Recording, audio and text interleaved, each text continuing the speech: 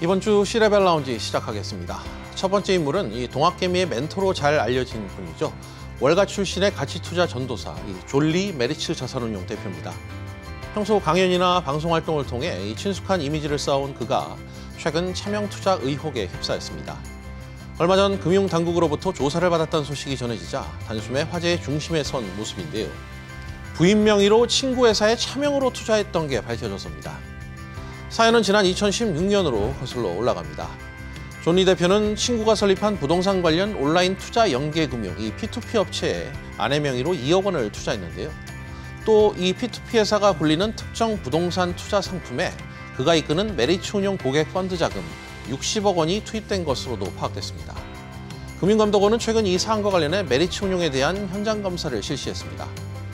금감원은 이러한 투자 행위가 이 자본시장법이 엄격히 제한하고 있는 이해관계 충돌에 해당하는지 보고 있습니다. 메리츠 운용 측은 곧바로 차명 투자 의혹을 부인했는데요. 배우자가 일부 지분을 소유한 회사는 현행법상 이해관계인에 해당되지 않는다는 이유에서입니다. 또 이러한 의혹이 성립하려면 이 해당 펀드에서 손실이 났어야 하지만 연 12% 수준의 수익을 내며 투자자 피해가 없었다고 강조했습니다.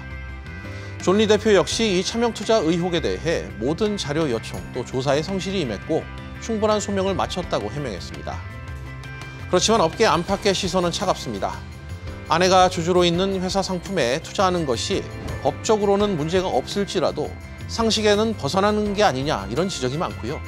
특히 펀드 투자자들이 피해를 보지 않았다고 주장하고 있지만 결과적으로 해당 거래 행위로 인해 존리 대표의 배우자가 이익을 보게 된 만큼 사익을 추구했다는 비판을 면하기 어렵게 됐습니다. 아울러 적절한 내부 통제 장치를 마련하지 않은 채 해당 투자에 나섰다면 위법으로 볼 소지가 있다는 시각도 존재합니다. 검사 출신 이복현 금감원장도 이번 사안을 직접 챙기겠다는 의지를 밝히면서 귀추가 주목되는 상황인데요. 어찌됐건 이번 일로 존리 대표의 이미지 실추는 불가피해졌습니다. 그동안 개인 투자자에게 올바른 주식 투자 방법을 전파했던 그였기에 위법 여부는 차치하더라도 이 세간의 비판을 피하긴 어려워 보였습니다. 온갖 방송에서 주식하라고 선동하더니 존리 대표 역시 사기꾼 개미털기였냐는 비판이 투자 커뮤니티 등을 중심으로 확산되고 있는 분위기입니다. 부끄러운 일은 절대 하지 않았다면서도 도덕적인 문제가 있었다는 세간의 비판은 달게 받을 것이라는 입장을 밝혔던 존리 대표. 만약 혐의가 없다고 밝혀지더라도 여론의 질타는 한동안 쉽게 사그라지지 않을 것 같습니다. 저희가 꼽은 두 번째 인물은 바로 장병규 크래프톤 의장입니다. 장 의장의 요즘 고민거리 중 하나가 우리 사주를 매입한 직원들입니다. 바로 반토막난 회사 주가가 원인인데요.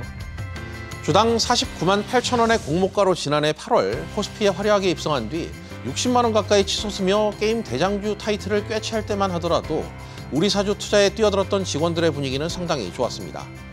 IPO 당시 직원 1인당 200주가 넘는 우리 사주를 할당받아 이 보호회수가 끝날 경우 적잖은 현금을 손에 쥐게 될 거란 기대감이 상당했는데요. 그러나 주가는 보시는 것처럼 작년 말부터 줄곧 내리막길을 걸었고 현재 20만 원대 중후반까지 주저앉은 모습입니다.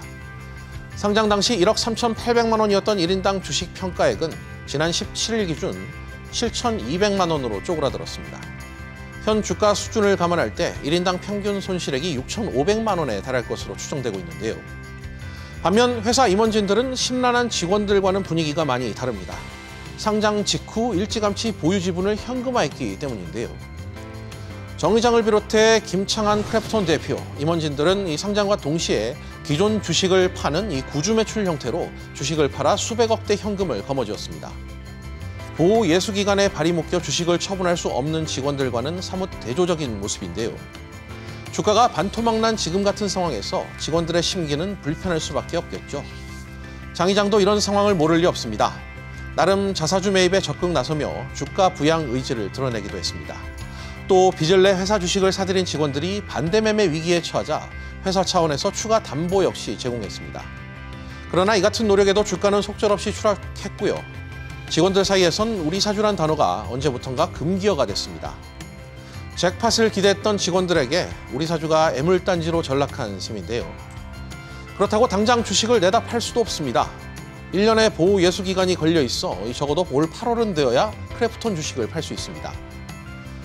남은 기간 주가가 공모가 당시 수준만큼만 올라주기만 한다면 다행일 텐데요. 그렇지만 요즘 증시 분위기를 고려하면 이 극적인 반등은 쉽지 않아 보입니다.